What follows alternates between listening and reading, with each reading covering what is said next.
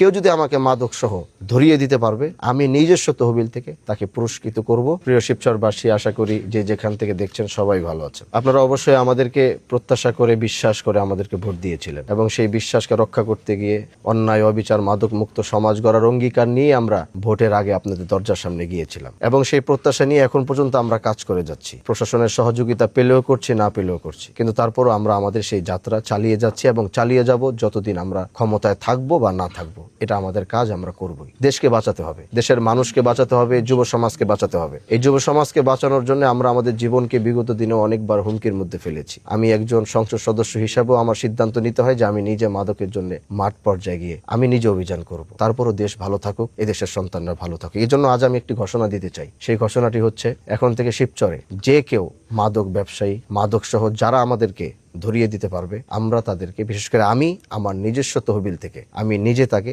নগদ অর্থ দিয়ে আমি তাকে পুরস্কৃত করবো ইনশাআল্লাহ। সেই জন্য আমরা চাই এই শিবচরটাকে মাদক মুক্ত করতে।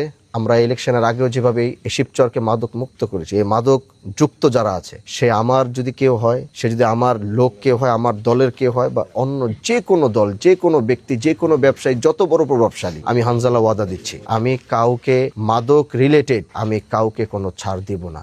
এতে যদি আমার সর্বোচ্চটুকু করতে হয়, যতটুকু না করলে হয় না, আমি তার থেকে বেশি করব, কিন্তু কোনো ছাড় দিব না। কোনো পরিচয় কাজ হবে না, কোনো দল কাজ হবে না, কিচ্ছু কাজ হবে না। এজন্য মাদক মুক্ত সমাজ গড়ার জন্য শিবচরের প্রত্যেকটি মানুষকে আহ্বান করব, কেউ যদি আমাকে মাদক সহ ধরিয়ে দিতে পারবে, আমি নিজস্ব তহবিল থেকে তাকে পুরস্কৃত করব ইনশাআল্লাহ। সে পুরস্কার পেয়ে খুশি থাকবে, আমি এতটুকু বলতে পারি।